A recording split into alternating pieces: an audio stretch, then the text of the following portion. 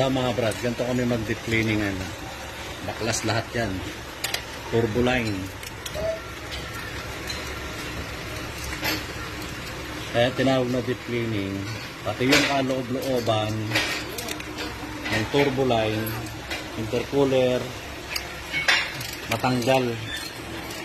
Kasi kung spray-spray lang at nakakabit pa rin yung mga nasa turbo line niya, mga hose, mga manifold,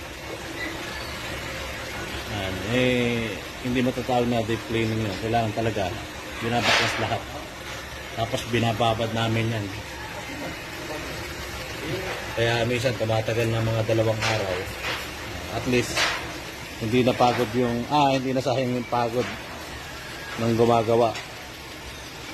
Hindi rin sayang yung pera ng customer natin. Yan po yung proper way ng deep cleaning.